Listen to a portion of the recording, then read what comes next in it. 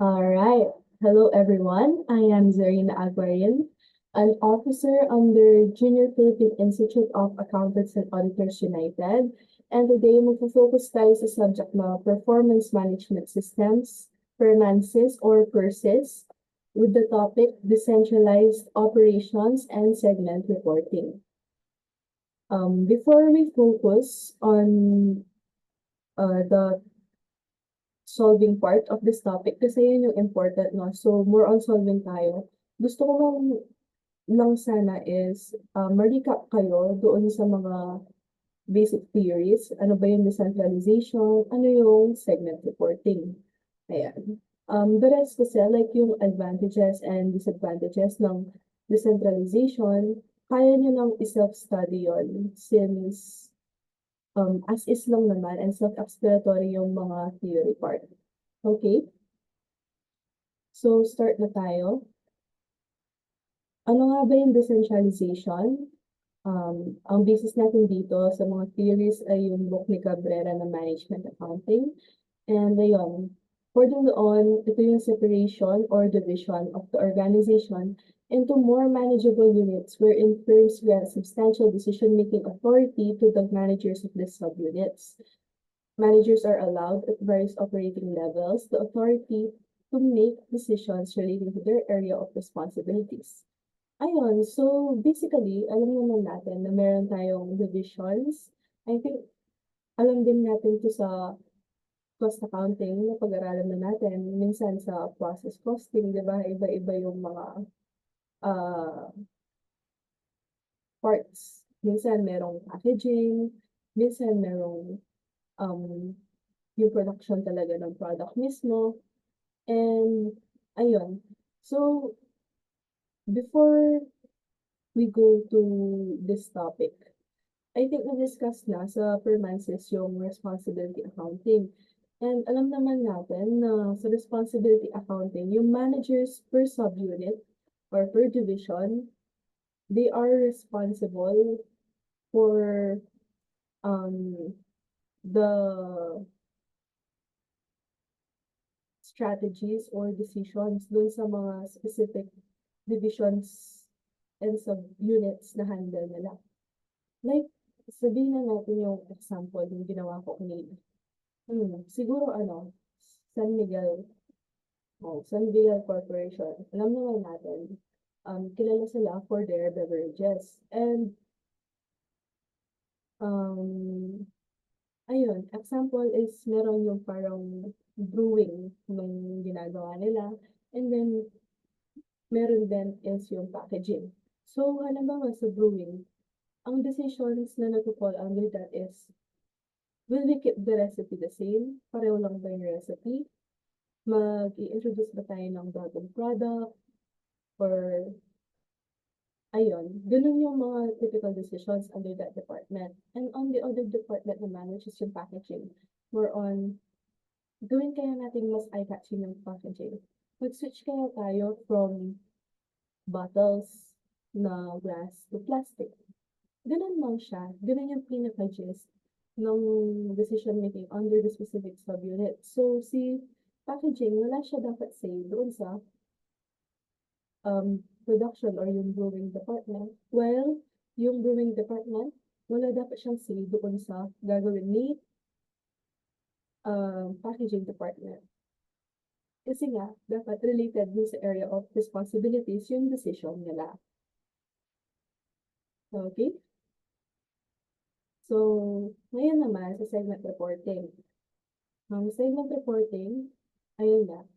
Usually dito involved is yung pagpo-produce ng income statement na nagde-decide kung itutuloy pa natin yung production nito or like yung pagfu-function ng division na 'to, if beneficial ba siya sa company or parang detrimental lang siya.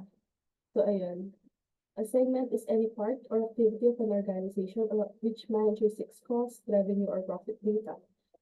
Its purpose is to provide information needed by manager to determine profitability of product lines, divisions, sales territories, and other segments of the company. Like I said, profitability. So, halimbawa, pag tinignan natin kasi yung income statement, makikita natin net loss si Department C. Pero kapag pala tinanggal natin si Department C, mas lalaki yung ah, losses natin compared dun sa mas minimal kahit na at loss si Department C. Kasi hindi natin nakikita yung segment margin natin. Ganun siya. And ayun, yung segments, marami siyang ibang tawag like divisions, sales territories, branches, plants, and product lines. Ayun.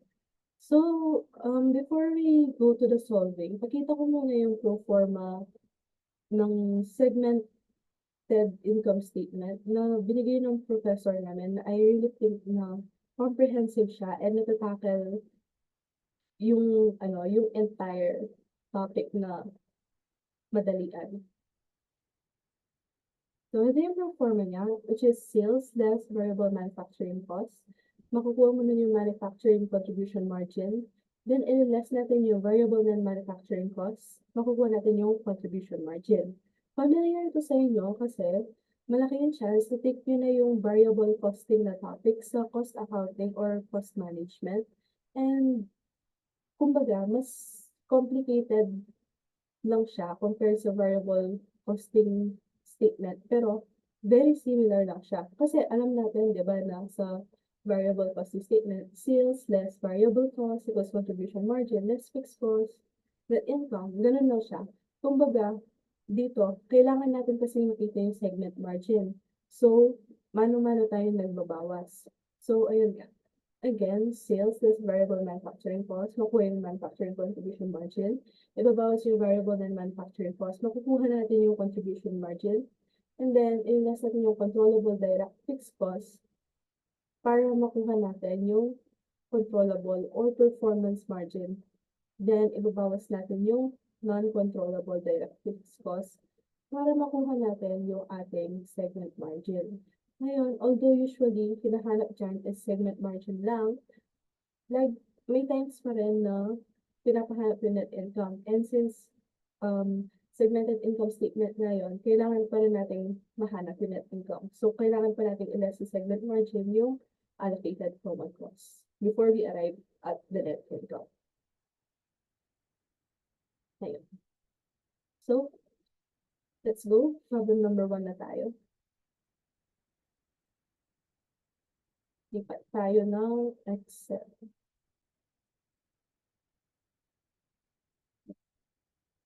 So, GVAU produces specialty products for accountancy students and markets 2 types of basic calculators, MSIS 2223 and Estorium 2324. The following data were gathered on activities in April 2024. Ayan, given to. Sana na-screenshot nyo na lang yung problem kanina. I forgot to see, pero medyo mahaba naman yung time. So, go and screenshot it na lang and try to solve it. Tapos, ayan. Given yung sales in units, selling price per unit, variable production costs per unit, traceable fixed production costs, variable selling expenses per unit, and traceable fixed selling expenses, pati yung allocated common fixed expenses. Ang pinapa-prepare dito is segmented income statement. Ngayon, pinapahanap din yung contribution margin ratios and segment margin ratios for the two models. Ngayon, bigyan ko kayo ng 2 ways, no? Para i-solve yun ng ano. Pero, mamaya nyo na makikita yung isa. Yung segmented income statement kasi minsan pinapa-include na yung percentages, minsan hindi. So, for this one, hindi muna natin ipapakita yung percentages. Separate natin sila isa. Okay. So, ayun. First, kindly look at your, anong tawag doon? Look at your pro forma. Ang mangunguna dyan is, okay, input ko lang yung pangalan. Menses 123 and Estorium 2324. Then, ang hinihingi, pwede rin ilalagay ng total kasi nga, kailangan ay segmented income statement. So, need talaga yung total. Okay, so start na tayo. First, sales yan. Kaso, kung makikita natin,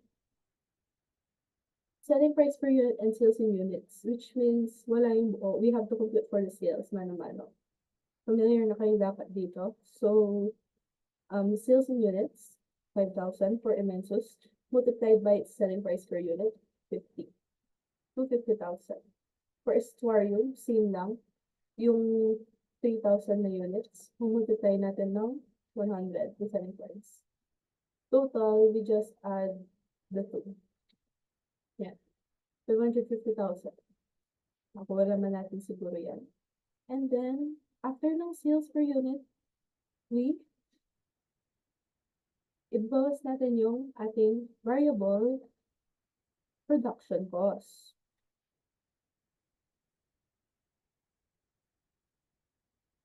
Yan. So, ililas natin yung variable production cost. Per unit pa rin siya. So, same lang, i-multiply natin siya sa number of units. 5,000, multiply natin ng 10. And dito naman, 3,000, multiply natin siya ng 26. Total pa rin, yan, 128,000. And then, we will get the manufacturing contribution margin. So,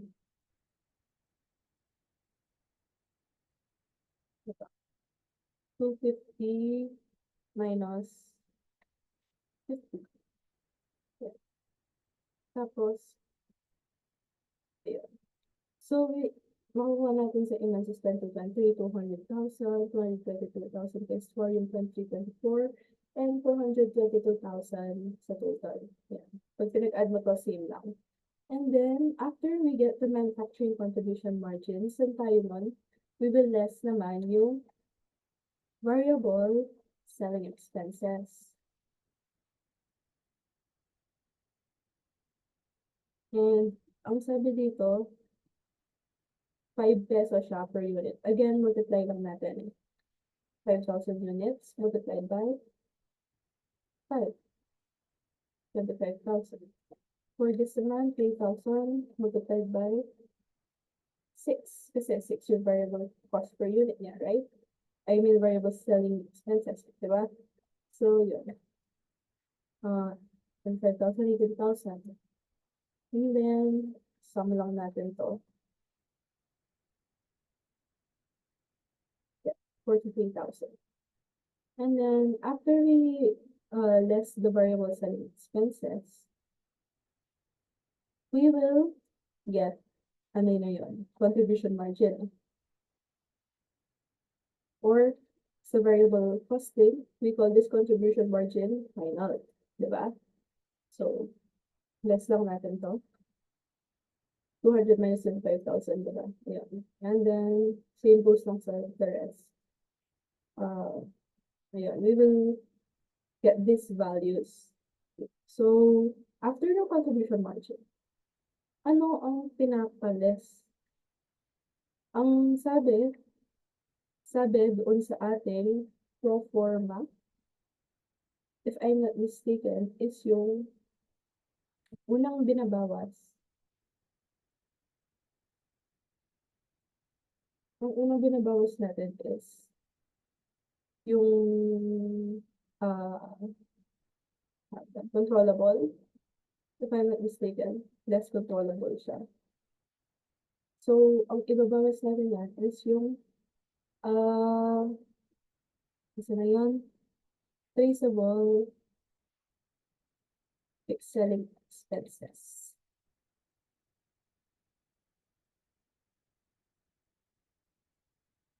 So, honestly, you can go naman na mabilisan na lang, no? Dito naman, hindi na siya per unit, buo na siya. So, you just put it, given na to, 5,075. Tama. And then, we just add this. Okay. Then, ayun. We get the controllable or performance margin.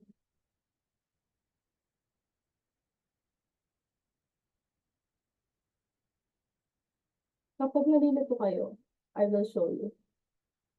Balik natin sa PowerPoint. Ito. Ayan. We less the controllable direct fixed costs. Tapos ito, controllable or performance margin. Then less non-controllable. Kung non-controllable, ito yung ating production. Okay? So, balik natin. So, after that, we just, yun, babawas lang natin ulit.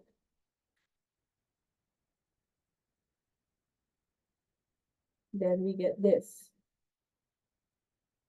After we remove the controllable, controllable,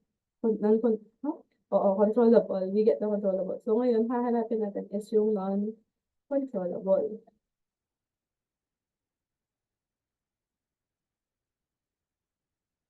Mali. Huwag natin lalagay yun pala. Kasi, sundan natin kung ano yung nakalagay sa problem. Which is traceable fixed. Traceable fixed production costs. Yan. Ang nakalagay dito is 100,000 for Imensus, 150 for Esquarium. You just input it and then add. Yan, 250. And then, like kanina, magto-total na to sa ating segment margin. Diba? Kasi nga, pro forma lang ang sinusundan natin dyan. Which means, yeah, babawas lang natin to. Then, the same. So, makikita natin, ito yung segment margin nila. 70,000 for Imensus and 46,500 for Esquarium. Ngayon, it doesn't stop there. Nakuha na natin yung parang pinaka-main goal, which is yung segment margin. Pero, we still have to get the net income. Kasi nga, buong income statement yung pinaprepare. Ngayon, ano ba yung kailangan i-less? Kailangan i-less dyan is yung allocated common cost. So, pag-add lang natin dito yung 60,000 and 50,000 na nakalagay.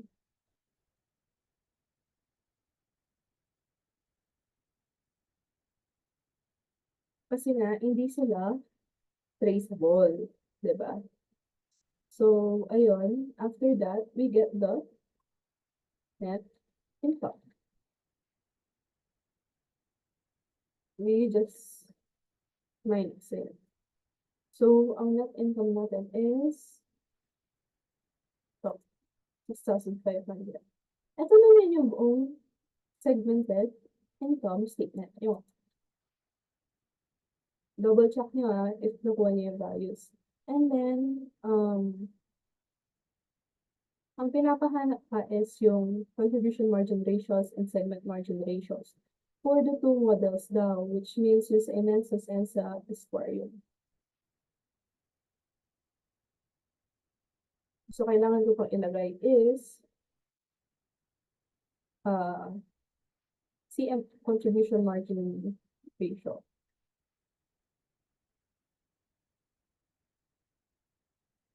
And segmented margin ratio. So, for contribution margin ratio, I think familiar na rin kayo dito kasi natakal nyo na sa ating cost accounting or cost management. Basta again, sa cost volume profit analysis usually, or yun nga, minsan lumilitaw din siya sa absorption and variable costing. So, let's go. Ang formula dyan ay CMR is equivalent to contribution margin divided by sales.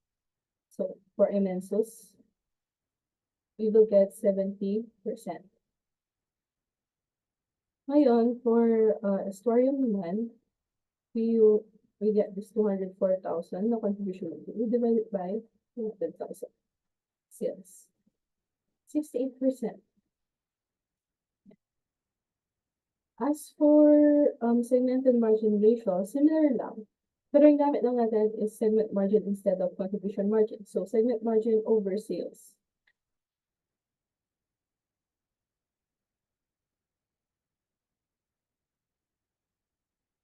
Ayan. Ito yung sagot doon sa Fortune Adels. Ngayon, ano ba yung pwedeng itanong dito? Wala na, di ba? Siguro doon sa next ko na lang papakita yun, di ba? So, eto na yung final answers natin. Ito na yung buong income statement, and ito yung segment and contribution margin ratios. Okay? Sige. Ngayon, wait lang. I will check dun sa second problem. Saglit.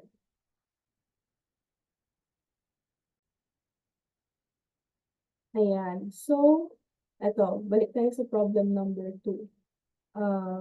Ngayon, na nakalagay ay Holy Angel Corporation has 2 branches. Angeles and San Fernando. On May 2024, the company reported net income of 30,000 and sales of 450,000. The contribution margin in Angeles was 100,000 or 40% of sales. The segment margin in San Fernando was 30,000 or 15% of sales. Feasible fixed expenses are 60,000 in Angeles and 40,000 in San Fernando. Prepare the segmented income statement for May 2024. So, dito, income statement lang yung pinaprepare. So, siguro, i-maximize ko na lang since ito na yung last problem natin. Makita ko yung mga possible na hinyan. So, balik tayo sa ating Excel. Okay, so, lagay muna natin dito is, ano ba to? Angeles, San Fernando. And then, total. Like yung kanina lang, so doon lang natin. So, ang simulan natin, as usual, sales. Yeah. And then, siguro lagay na lang natin dito yung ating dito. So, sabi, Holy Angel Corporation to branches, May 2024, company reported net income of 30,000. So, meron daw net income yung company na 30,000. Yeah. And then, sales of 450,000. Yeah. Contribution margin in Angeles was 100,000. So, sales less variable cost, diba, is equal to contribution margin. And simple lang siya. So, ganun na muna yung ating less variable cost.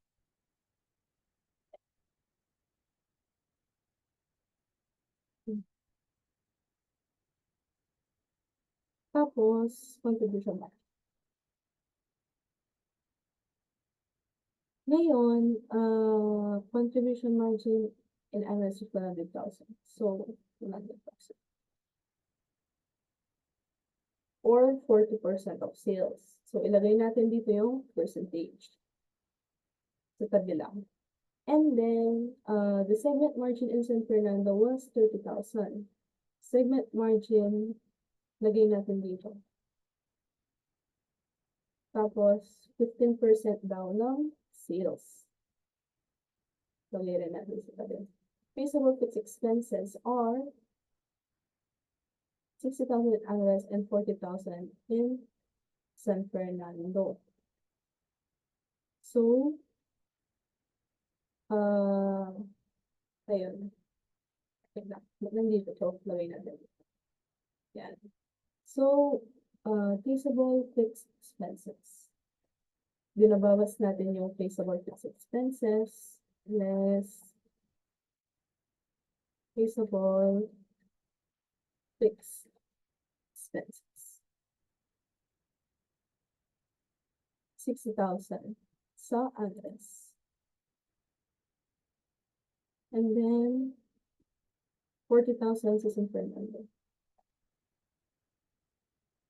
Ito naman, segment margin daw, di ba?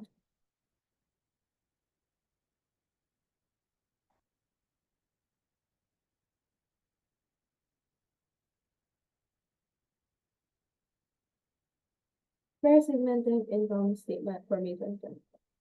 So, ang kaya natin gawin yan is we work back.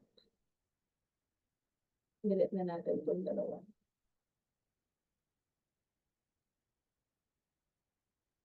So, eto. Ang lagi nating tatandaan ay sales plus variable cost.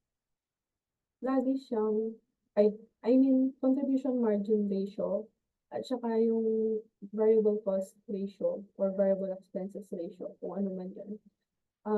Pag pinag-add sila, it will always equal to 100%. Kaya nga sabi dito, contribution margin was 40% of sales. So 40% to ng sales, meaning 100% lagi ang sales. So we put it here lang. Okay. Diba? So okay tayo dyan.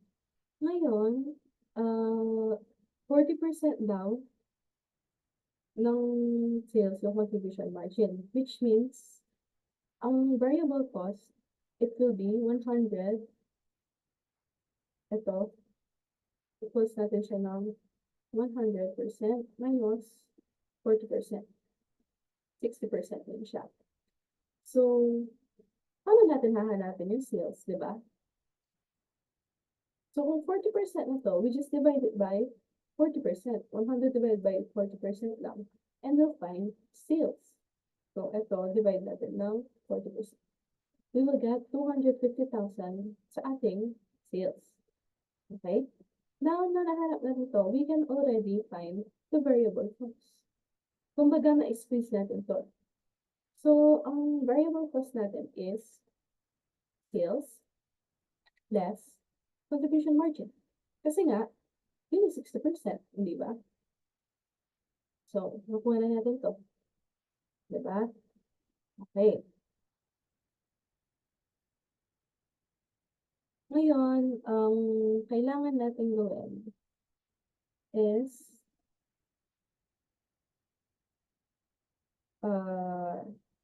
paano ba?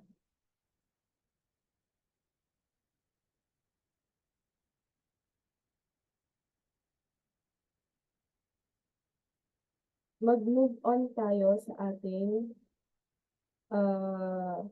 what do we call this? San Fernando muna tayo. Okay? So, ngayon, si San Fernando, ang kanyang segment margin ay 2% daw ng sales. So, like yung kanina, we just divide 30,000 over 15. We get 200,000. Diba? To check, tignan natin if nagto-total to ng tama. 250 plus 200. Do we get 450? Diba? We get 450. So, tama na yung values natin doon. Ngayon, ang sabi dito ay traceable fixed expenses. So, ang traceable fixed expenses niya natin, pag-add lang natin to get the total. Traceable fixed. So, we get 100,000. Tama? So, allocated common cost.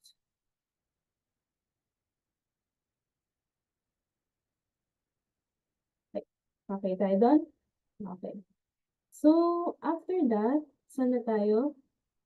Traceable fixed expenses.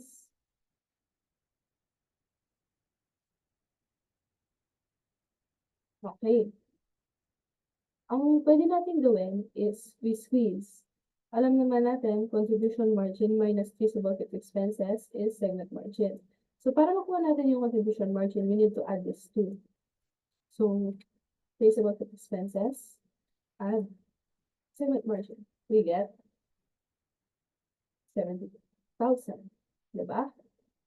And since nakuha na natin yun, what we can do is we can squeeze din to. which is 200,000 minus ito, 70,000, we'll get 130,000. And then yung ratios, 70,000 divided by now sales as usual. Ito naman, 130,000, divide natin ng ating sales. So, yan. Total lang natin to. Add lang natin yung ating mga values to get yung sale total. Diba?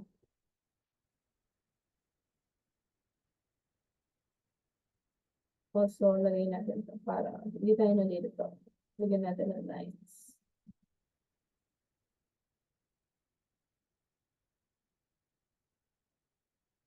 Ayan.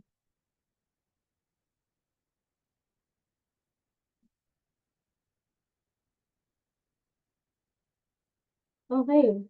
So, ngayon, ang segment margin, ito. 170 minus 100,000. Tama? Kasi, sinusundan lang natin yung formula. Total segment margin is 70,000. Which means, mahahanap natin yung nawawala dito na 40,000. Though same lang din naman. 100 minus 60,000. Hindi ko lang nalagay kanina. So, ayan, 40,000. Kaya pala medyo napaisip ako doon. So, ayan. Segment margin ratio natin. Tinuruan ko na kayo kanina. Segment margin divided by sales. So, percentage lang natin siya. Yeah. Then, lagyan na rin natin yung mga ratio ng iba. Ito yung variable cost ratio. And then, dito naman is contribution margin ratio. Pag pinag-add, laging 100. Tama?